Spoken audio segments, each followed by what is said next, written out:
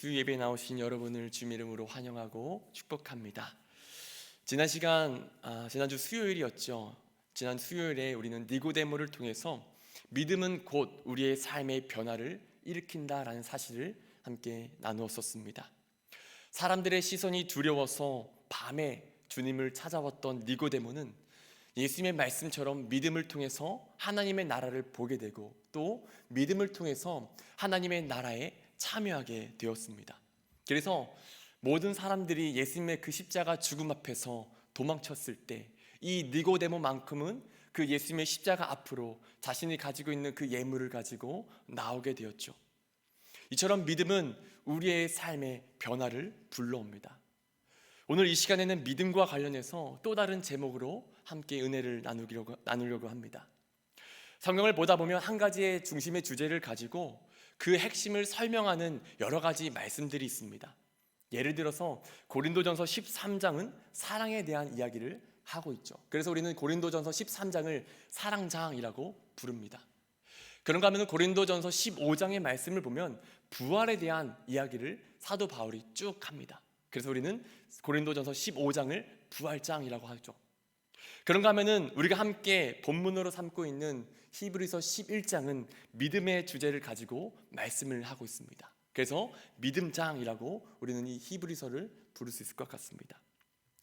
히브리서 저자는 믿음장을 시작하면서 1절, 2절에서 믿음을 이렇게 정의합니다. 우리 같이 한번 1절, 2절 말씀 읽어볼까요? 시작! 믿음은 바라는 것들의 실상이요 보이지 않는 것들의 증거니 선진들이 이로써 증거를 얻었느니라. 아멘. 유진 피터스는 이 말씀을 이렇게 재번역합니다. 믿음은 볼 수 없는 것을 볼 수 있게 하는 단서입니다. 우리 조상을 다른 사람들과 구별해 준 것이 바로 이 믿음의 행위였습니다. 즉 쉽게 말해서 믿음이란 보이는 세상을 살아가는 우리가 보이지 않는 것들을 볼 수 있도록 갖게 해주는 영적인 눈을 갖게 해주는 것이 바로 믿음입니다. 이 영적인 눈을 가지고 보이지 않는 것을 보면서 살아가는 사람들은 곧 믿음의 행위가 도출되게 됩니다. 그리고 이 믿음의 행위는 보이는 것만 보면서 살아가는 사람들과 믿음의 사람들을 구별시켜 줍니다. 믿음의 조상 아브라함이 그랬고 또 믿음의 조상 노아가 그랬습니다. 오늘날도 마찬가지인 것 같습니다. 제가 고등학교 시절 학교를 다닐 때 버스를 타고 통학을 했었습니다. 근데 간혹 버스를 타면은 한 아저씨가 혼자 막 중얼중얼 하는 것을 보았습니다. 이상해서 그 아저씨를 보면은 그 옆에는 아무도 없었습니다. 우리 눈에는 보이지 않지만 아마도 그 아저씨 눈에는 우리가 보지 못하는 어떤 존재가 보였겠죠. 마찬가지인 것 같습니다. 믿음으로 보이지 않는 것을 보며 살아가는 사람들은 보이는 것만 보며 살아가는 사람들과 반드시 구별된 삶, 다른 삶을 살 수밖에 없습니다. 히브리서 저자는 믿음을 가지고 세상과 구별된 삶을 살았던 사람들에 대해서 11장 전체에 걸쳐서 이야기를 합니다. 그 중에 가장 먼저 나오는 사람이 오늘 말씀 속에 나오는 아벨이라고 하는 사람이죠. 우리 4절 말씀을 같이 한번 읽어볼까요? 4절입니다. 시작! 믿음으로 아벨은 가인보다 더 나은 제사를 하나님께 드림으로 의로운 자라 하시는 증거를 얻었으니 하나님이 그 예물에 대하여 증언하심이라. 그가 죽었으나 그 믿음으로써 지금도 말하느니라.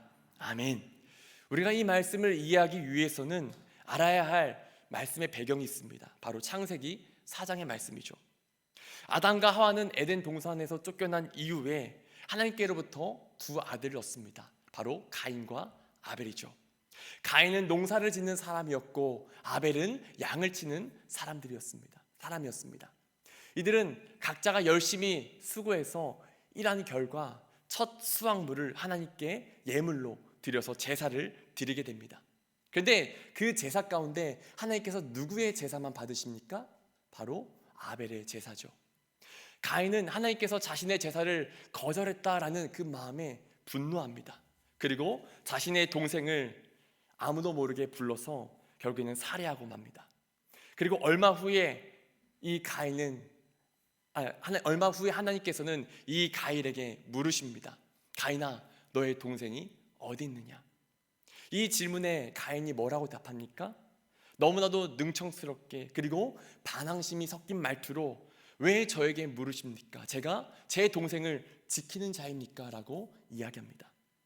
우리는 이 이야기에서 중요한 질문을 한 가지 해봐야 합니다. 왜 하나님께서는 가인의 제사는 받지 않으시고 아벨의 제사만 받으셨을까요? 왜 가인으로 하여금 그토록 분노하게 하나님께서는 만드셨을까요? 이에 대해서 학자들은 여러 가지 해석을 내놓습니다.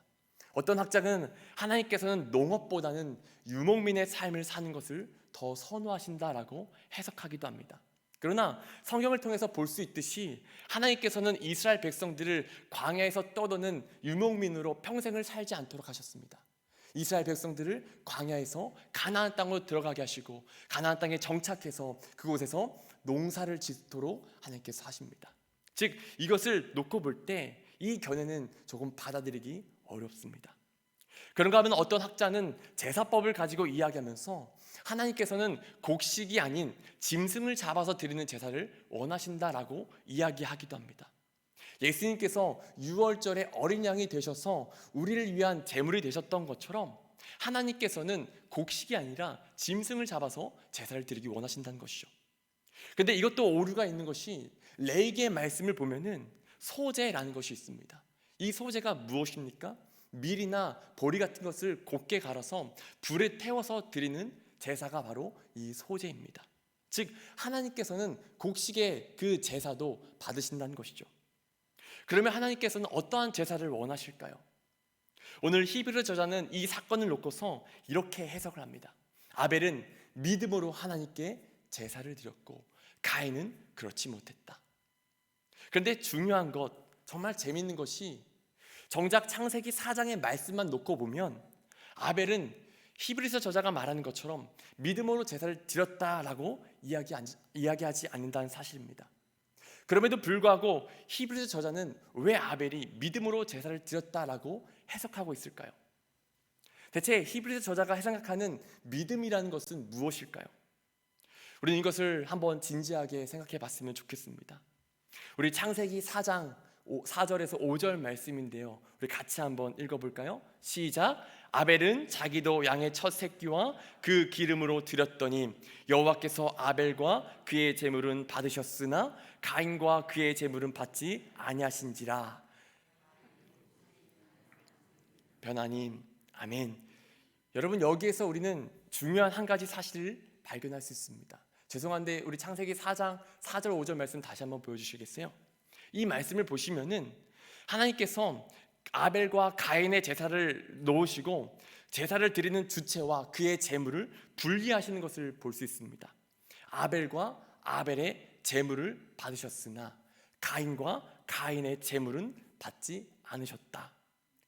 즉 하나님께서는 가인이 되었든 아벨이 되었든 그들의 제물만 받으신 것이 아니라는 사실입니다.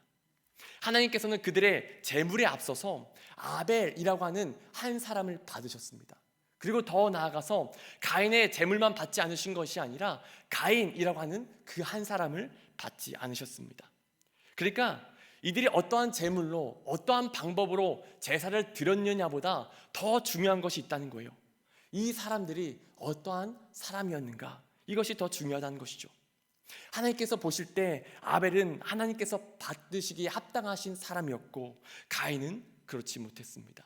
즉 결론적으로 볼 때 하나님께서 보시기에 아벨의 삶은 하나님께서 보시기에 합당한 삶을 살고 있었고 가인은 그렇지 못했다는 것이죠. 여러분, 하나님께서는 어떠한 제물을 드리는 것보다 그 사람이 어떠한 삶을 살았느냐, 이것을 더 주목하시는 분이신 줄 믿습니다. 그래서 사도 바울은 로마서 12장 1절 말씀에서 이러한 말씀을 합니다. 그러므로 형제들아, 내가 하나님의 모든 자비하심으로 너희를 권하노니 너희 몸을 하나님이 기뻐하시는 거룩한 산제물로 드리라. 이는 너희가 드릴 영적 예배니라. 아멘. 여기서 바울은 우리의 몸을 산제물로 하나님께 드리라라고 이야기합니다. 여기서 몸이라는 단어는 헬라어로 볼 때 소마라는 단어를 사용하고 있습니다. 이 소마라는 단어는 단순히 우리가 가지고 있는 팔, 우리가 가지고 있는 다리, 이러한 육신을 의미하지 않습니다. 우리가 흔히 생각하는 썩어 없어질 육신은 헬라어로 사르스라는 단어를 사용합니다. 바울이 사용한 몸이라는 단어, 이 소마는 굉장히 포괄적인 단어입니다. 우리들의 전 인격을 의미하죠. 우리들의 영과 혼과 육, 우리들이 가지고 있는 지, 정, 의 모든 것을 통합적으로 나타내는 단어가 바로 이 소마라는 단어입니다. 즉 우리의 몸을 하나님께 산제물로 드리는 것은 곧 우리의 삶 전체, 전 인격을 하나님께 드리라라는 것입니다. 그리고 이것이 하나님께서 받으시기에 합당한 영적인 예배다라고 이야기하는 것이죠. 바울의 이 말씀은 우리에게 예배의 의미를 다시금 생각해 보게 합니다. 여러분, 우리들에게 있어서 예배는 주일 예배, 그리고 수요 예배, 새벽 예배, 공적으로 함께 모여서 찬양하고 말씀을 나누고 또 기도하는 것으로 이해합니다. 물론 맞습니다. 그러나 우리들의 예배는 이 공적인 예배에서 끝나서는 안 됩니다. 공적 예배는 삶의 예배로 나가기 위한 출발점, 시작점입니다. 어쩌면 진정한 예배는 세상 속에서 하나님의 사람으로서 구별된 삶으로 그 삶을 하나님께 드리는 것이 우리에게 있어서 너무나도 중요한 예배일지 모릅니다. 청년들과 말씀을 나누는 중에 지지난주에 부르심에 대한 말씀을 나누었었습니다. 그때 청년들에게 이러한 말씀을 드렸습니다. 우린 부르심만 받은 존재들이 아니라 또 보내심을 받은 사람들이다 라는 겁니다. 하나님께서 우리에게 소명을 주셨죠. 소명이 무엇입니까? 부를 소, 목숨 명. 하나님께서 우리의 목숨을 불러주셨다라는 겁니다. 하나님께로부터 부름을 받기 이전에는 우리는 무엇을 먹을까, 무엇을 마실까, 어느 집에 살까, 어떻게 살까, 단순히 목숨만을 위한 인생을 살았었습니다. 그런데 그렇게 목숨만을 위해 살던 우리를 하나님께서 불러주셨습니다. 그리고 부르신 우리에게 무엇을 주셨습니까? 예수 그리스도의 생명을 우리에게 주셨습니다. 이제는 단순히 목숨만 가지고 살아가는 사람들이 아니라 우리 안에 예수의 생명을 가지고 살아가는 사람들, 그래서 이 땅에서부터 그 생명 가지고 영생을 누리며 살아가는 사람들이 바로 우리들이라는 것이죠. 그런데 중요한 것은 우리를 부르시고 우리에게 생명을 주신 주님은 부르심에서 그치는 것이 아니라 우리의 각자의 삶의 자리로 우리를 보내십니다. 우리의 삶의 각자의 자리에서 예수의 생명을 가진 자로서 세상 속에서 구별된 삶으로서 어두운 세상 가운데 예수의 빛을 비추는 삶을 살라고 우리를 파송하시는 거죠. 여러분, 하나님께서는 우리를 교회로 부르실 뿐만이 아니라 우리 각자의 삶의 자리로 보내시는 분인 줄 믿습니다. 가정으로 또 직장으로 모든 관계의 그 자리로 우리를 파송하십니다. 그리고 우리에게 요구하시죠. 내가 너희를 보낸 그 자리에서 내가 너희를 부른 그 목적에 합당한 삶을 살아라 라고 우리에게 요구하십니다. 이것이 곧 우리가 드릴 영적인 예배라고 말씀하십니다. 여러분, 우리가 세상에서 살아갈 때 아무렇게나 내 마음대로 살다가 공적인 이 예배의 자리에서만 그럴듯한 예배를 드린다면 하나님께서 이 자리에서 드리는 예배를 받으실까요? 우리가 정말 진지하게 이것을 한번 생각해 봤으면 좋겠습니다. 우리가 만약 그러한 삶을 산다면 하나님께서 가인과 그의 제사, 그의 예배를 받지 않으셨던 것처럼 우리의 예배 또한 받지 않으실 것 같습니다. 여러분, 우리 모두가 세상 속에서 삶으로 하나님을 예배하는 진정한 예배자가 될 수 있기를 간절히 소망합니다. 그러면 아벨은 어떻게 삶으로 하나님을 예배할 수 있었을까요? 히브리서 저자는 아벨이 믿음으로 제사를 드렸다라고 합니다. 그가 가진 믿음의 정체는 무엇일까요? 바로 하나님 앞에서 살아가는 믿음이지 않았을까요? 히브리서 저자는 1절, 2절에서 믿음은 보이지 않는 것들을 볼 수 있게 하는 영적인 눈이다, 영적인 단서다라고 이야기했습니다. 그리고 그 믿음으로 인해 이 세상 사람들과 구별된 삶을 살아간다라고 이야기하죠. 아벨은 자신이 보냄을 받은 그 삶의 자리에서 아마도 비록 보이진 않지만 자신의 삶에 함께 하시는 그 하나님 앞에서 삶을 살아갔을 겁니다. 그에 비해서 가인은 어땠습니까? 가인은 그러하지 못했습니다. 그래서 가인이 아벨을 살해한 후에 하나님께서 가인에게 가인아, 너의 동생 아벨이 어디 있느냐 라고 물으셨을 때 가인이 뭐라고 이야기합니까? 제가 제 동생을 지키는 자입니까? 라고 이야기하죠. 여러분, 하나님께서 정말 아벨이 어디에 있는지 몰라서 이러한 질문을 던지셨을까요? 아닙니다. 하나님께서는 아벨이 어디에 있는지 다 알고 계셨어요. 하나님께서 이 질문을 던진 요지는 이겁니다. 네가 아벨을 죽일 때 아무도 없었던 것 같지? 근데 내가 그 자리에 있었단다. 내가 그 자리에서 모든 것을 보고 있었단다. 가인은 생각했어요. 들로 아벨을 데리고 가서 아무도 없으니까 아무도 못 봤겠지, 아무도 모르겠지 생각했습니다. 그러나 그것은 착각이었습니다. 그곳에 보이진 않지만 그 자리 가운데 하나님이 함께 하셨습니다. 여러분, 하나님께서 우리에게 원하시는 믿음의 삶은 비록 보이진 않지만 우리의 삶에 늘 함께 하시는 그 하나님 앞에서 살아가는 그 삶을 살아가는 것, 이 믿음을 우리에게 요구하시는 줄 믿습니다. 우리가 이 믿음을 가지고 하나님 앞에서 날마다 살아갈 수 있기를 소망합니다. 저의 경우 이제 목사 안수를 이제 한 달 앞두고 참 여러 가지 복잡한 생각들이 많이 듭니다. 어떤 마음으로 또 어떤 생각으로 목회를 해야 될까? 제가 목회를 잘 감당할 수 있을까? 여러 가지 부담이 되기도 하고 여러 가지 질문이 들기도 합니다. 근데 근래에 기도하면서 들었던 마음이 오늘 주님 앞에 선다면 내가 어떻게 목회를 할 것인가, 이 마음을 가지고 해야 되겠다라는 생각이 들었습니다. 만약 나에게 주어진 그 하루가 마지막이라면, 내가 서 있는 이 설교의 자리가 마지막 설교의 자리라면 어떻게 해야 될까? 이 마음을 가지고 목회를 해야 되겠다라는 마음이 들었습니다. 근데 말씀을 준비하면서 저의 생각이 달라졌습니다. 오늘 주님 앞에 선다면 이라는 가정법이 아니라 바로 지금 나와 함께 하시는 그 주님 앞에 오늘도 하나님 앞에 서서 살아가야 되겠다. 비록 눈에 보이지 않지만 내 삶을 감찰하시고 내 삶에 함께 하시는 그 하나님 앞에서 목회를 해야 되겠다라는 마음이 들었습니다. 여러분, 하나님 앞에 선다는 것이 미래형이 되어서는 안 됩니다. 가정법이 되어서는 안 됩니다. 바로 지금 현재형이 되어야 될 줄 믿습니다. 근데 중요한 사실이 한 가지가 있습니다. 하나님 앞에서 살아간다는 것이 호불호가 있다는 거예요. 누군가는 하나님 앞에서 살아가는 것이 굉장히 싫은 마음이 들 것 같습니다. 그런가 하면은 누군가 하면 하나님 앞에서 살아간다는 것이 굉장히 기쁜 일이고 좋은 일일 것 같습니다. 먼저 전자의 경우 성경 속 인물을 살펴보면 요나를 예를 들 수 있을 것 같습니다. 우리가 잘 아는 것처럼 요나는 하나님께로부터 니느웨로 가서 회개를 선포하라는 명령을 받았습니다. 근데 요나가 어떻게 합니까?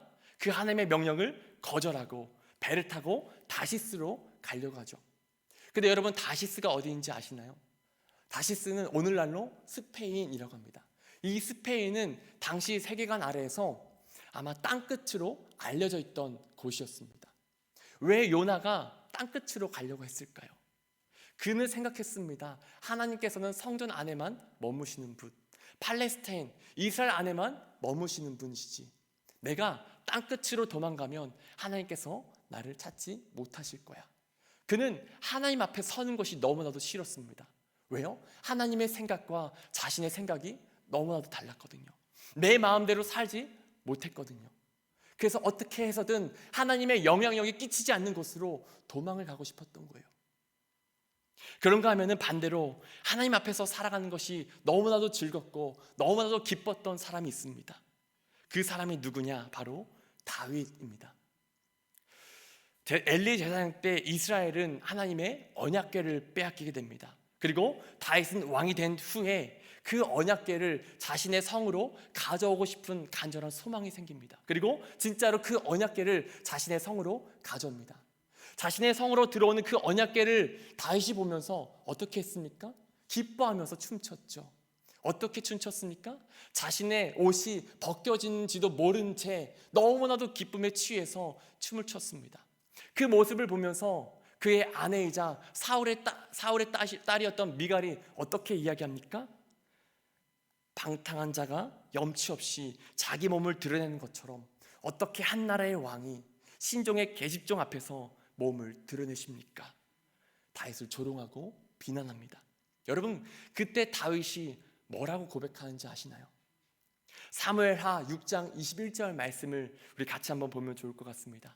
우리 6장 21절 같이 한번 읽어보겠습니다. 시작. 다윗이 이는 여호와 앞에서 한 것이니라. 그가 내 아버지와 그의 온 집을 버리시고 나를 택하사 나를 여호와의 백성 이스라엘의 주권자로 삼으셨으니 내가 여호와 앞에서 뛰놀리라. 아멘. 여러분, 이 말씀이 너무나도 감동이 되지 않습니까? 사람 앞에서 뛰노는 것이 아니라 하나님 앞에서 뛰논다. 여러분, 우리에게 이러한 믿음이 있었으면 좋겠어요. 내 마음대로 살지 못해서, 내 뜻대로 하지 못해서 하나님 앞에서 살아가는 것을 거부하는 인생이 아니라 오히려 하나님 앞에서 살아가는 그 삶이 너무나도 기쁘고 너무나도 행복이 되어서 다윗과 같이 사람 신경 쓰지 않고 환경 신경 쓰지 않고 마음껏 하나님을 찬양하는, 마음껏 하나님을 기뻐하는 그러한 삶이 될 수 있었으면 좋겠습니다. 우리가 이렇게 두 번째에 속해서 다윗처럼 날마다 기쁨 가운데서 하나님 앞에서 살아갈 때 정말 너무나도 놀라운 일이 한 가지 생깁니다. 그것이 무엇이냐? 우리가 행하는 모든 행동들이, 모든 행위들이 믿음의 행위들이 된다는 사실입니다. 우리는 간혹 믿음으로 행하는 것을 특별한 사람, 대단한 사람, 그러한 사람들만이 행할 수 있는 것으로 생각합니다. 믿음의 성경 속에 나오는 위대한 인물들처럼 어떤 믿음으로 기적을 행하고 믿음으로 자신의 목숨까지 버려서 순교하는 그 삶이 곧 믿음의 행위라고 생각을 하죠. 하지만 그렇지 않습니다. 여러분, 믿음의 행위라는 것은 대단한 것이나 특별한 것이 아닙니다. 믿음장인 히브리서 11장 21절을 보면은 이러한 이야기가 나와요. 우리 21절 말씀 같이 한번 읽어볼까요? 시작. 믿음으로 야곱은 죽을 때 요셉의 각 아들에게 축복하고 그 지팡이 머리에 의지하여 경배하였으며. 아멘. 여러분, 성경은 야곱이 이제 나이가 들어서 죽을 때 요셉의 두 아들에게 축복 기도한 것을 놓고 믿음으로 행했다라고 이야기합니다. 그냥 세상적인 관점, 인간적인 눈으로 볼 때 굉장히 사소한 거잖아요. 그냥 축복 기도한 거잖아요. 근데 히브리서 저자는 이것을 놓고서 하나님 앞에서 행한 그 삶 자체가 너무나도 사소하지만 그것 자체가 믿음의 행위였다라고 이야기한다는 사실입니다. 우리들의 삶에도 마찬가지인 것 같아요. 때론 누군가와의 만남을 가질 때 주님 앞에서 행하는 것, 그래서 그 사람을 존대하고 그 사랑을 사랑으로 섬긴다면 그것도 믿음으로 행한 일이 될 줄 믿습니다. 때로는 길을 걸어가다가 누군가 폐지를 줍고 계신 분을 보게 된다면 하나님 앞에서 마음속으로 하나님, 저분을 축복하여 주시옵소서, 저분의 건강을 지켜주시옵소서, 그저 하나님 앞에서 그렇게 간단하게 그냥 사소하게 기도하는 그 자체도 하나님께서는 믿음으로 행했다라고 말씀하십니다. 여러분, 우리에게 이러한 믿음의 행위들이 있기를 소망합니다. 그러면 반대도 있지 않을까요? 아무리 믿음을 말하고 또 믿음이 있는 것처럼 행한다고 할지라도 하나님 앞에서 행하지 않는 삶이라면 그것은 믿음의 행위가 아닐 겁니다. 특별히 저의 경우 그럴 것 같아요. 이 자리에서 오늘 믿음의 주제를 가지고 말씀을 전하고 있습니다. 그리고 마치도 믿음이 있는 것처럼 말씀을 전하고 있습니다. 근데 제가 이 자리에서 말씀을 전할 때 하나님 앞에서 말씀을 전하는 것이 아니라 여러분, 사람 앞에서 말씀을 전한다고 하면 어떨까요? 그것이 믿음이 행위가 될까요? 아무리 믿음이 있는 것처럼 행하고 믿음에 대해서 말을 한다고 할지라도 그것은 믿음의 행위가 아닐 거합니다. 그러한 저를 향해서 예수님께서는 말씀하실 거예요. 외식하는 자야, 회칠한 무덤아, 그러한 말씀을 하시지 않을까요? 여러분, 우리들이 행하는 그 모든 것들 가운데 하나님 안에서, 하나님 앞에서 행할 수 있기를 소망합니다. 그래서 우리들의 모든 행위들이 믿음의 행위들, 하나님께서 받으시기 합당한 삶의 예배들이 될 수 있기를 간절히 소망합니다. 말씀을 맺겠는데요, 사도 바울은 우리들의 몸, 우리들의 삶을 거룩한 산 제물로 드리라라고 이야기했습니다. 즉 믿음을 가지고 하나님 앞에서 살라는 겁니다. 근데 재밌는 것이 우리들의 몸이 산 제물이 된다는 것은 구약의 제사법을 놓고 볼 때 맞지 않는다는 거예요. 여러분, 구약에서 제사를 드릴 때 제물을 어떻게 합니까? 반드시 그 제물을 죽여야지만 제사를 드릴 수 있습니다. 근데 바울은 이야기합니다. 우리의 몸을 드릴 때 죽은 제물이 아니라 산 제물로 드리라. 이것이 무엇을 의미할까요? 여러분, 우리들이 산 제물이 된다는 것은 우리들의 삶 속에서 하나님 앞에 서서 우리가 가지고 있는 편견, 고집, 내 자아, 내 욕망, 내 교만, 내 안에 있는 더러운 찌꺼기들을 죽이라는 것입니다. 즉 내가 하나님 앞에서 십자가에서 죽을 때 내 속에 예수의 생명이 살게 된다는 것이죠. 여러분, 산 제물이 된다는 것은 어떻게 보면 굉장히 역설적인 것 같아요. 내가 죽어야지만 예수의 생명이 내 안에 있을 수 있으니까요. 여러분, 날마다 하나님 앞에서 내가 죽고 예수의 생명이 내 안에 있는 삶, 그래서 우리의 삶이 하나님이 받으시기에 합당한 산 제물이 되는 삶, 우리의 삶으로 하나님께 영적인 예배를 드리는 삶을 우리 모두가 살아갈 수 있기를 간절히 소망합니다. 그것을 통해 하나님의 기쁨이 되고 하나님의 영광을 드러내고 하나님의 나라를 온전히 세워가는 저와 여러분들의 삶이 될 수 있기를 주님의 이름으로 간절히 축복합니다. 기도하겠습니다. 하나님 아버지, 감사합니다. 오늘도 하나님께서 불러주신 이 자리에서 우리가 마음과 뜻을 다해 하나님 앞에서 신령과 진정으로 예배하게 계시니 감사합니다. 하나님, 늘 언제나 깨어서 믿음으로 하나님 앞에서 살아갈 수 있기를 원합니다. 환경 바라보지 않게 해주시고 사람 바라보지 않게 해주시고 오직 늘 신실하게 하나님 앞에서 행하며 하나님 앞에서 말하며 하나님 앞에서 우리의 삶을 드리며 나아가는 귀한 삶이 될 수 있도록 인도하여 주시옵소서. 감사드리며 예수님의 이름으로 간절히 기도드렸습니다. 아멘.